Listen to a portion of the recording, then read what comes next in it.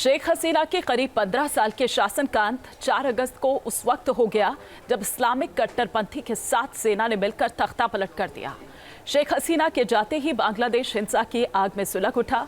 कट्टरपंथियों ने हिंदुओं को टारगेट करना शुरू कर दिया, जो आज तक जारी है। बांग्लादेशी कट्टरपंथियों के निशाने पर आखिर क्यों है अल्पसंख्यक, देखिए इस रिपोर्ट में।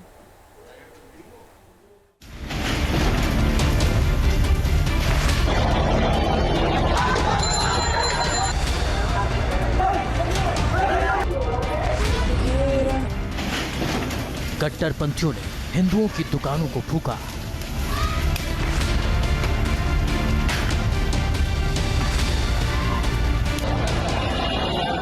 बांग्लादेश में हिंदुओं के घर सुरक्षित नहीं।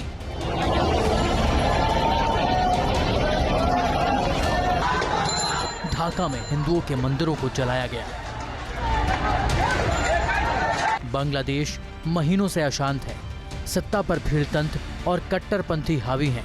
हिंसा, हंगामा और तख्ता पलट के बाद बांग्लादेश अस्थिर है। शेख हसीना के बांग्लादेश छोड़ते ही हिंदुओं पर अत्याचार का पहाड़ टूट पड़ा। जहां जहां भी हिंदू हैं, कट्टरपंथी उन्हें ढूंढ ढूंढ कर बर्बरता से पीट रहे हैं।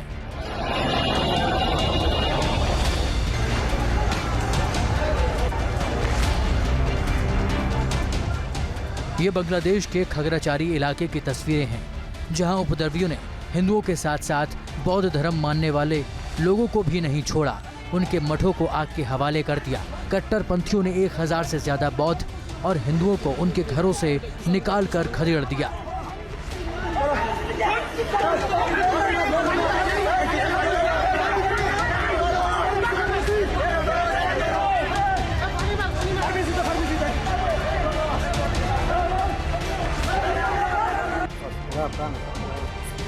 बांग्लादेश में कट्टरपंथियों के टारगेट पर अब बौद्ध और ईसाई भी आ चुके हैं। उपद्रवियों ने रंगामती इलाके में बौद्धों को मारा पीटा और उसके बाद दुकानों में आग लगा दी। मॉनेस्ट्री में रखी मूर्तियों को तोड़ डाला।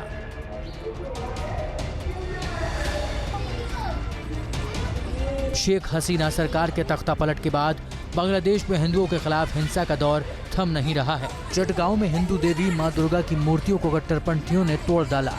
इतना ही नहीं, हिंदुओं को धर्म परिवर्तन के लिए धमकाया जा रहा है।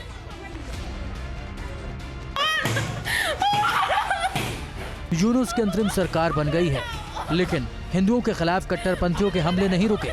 ये बांग्लादेश के नोआखाली की तस्वीरें हैं, जहां हिंदुओं के घरों को निशाना बनाया गया।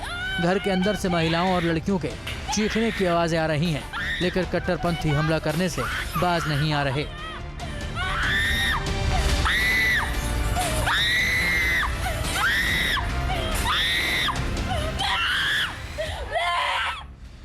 बांग्लादेश के अल्पसंख्यकों पर अब तक 2000 से ज्यादा हमले हो चुके हैं, जिनमें सबसे ज्यादा इस्कॉन कट्टरपंथियों के टारगेट पर रहा है। मुस्लिम बहुल बांग्लादेश की कुल आबादी 17 करोड़ है, जिनमें हिंदू करीब 8% यानी 1.35 करोड़ हैं।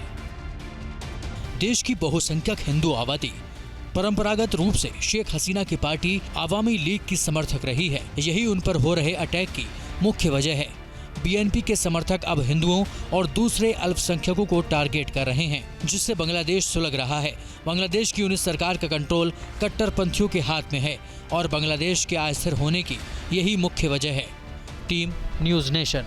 न्यूज नेशन अब व्हाट्सएप पर खबरों की ताजा अपडेट के लिए न्यूज नेशन के इस QR कोड को स्कैन करें।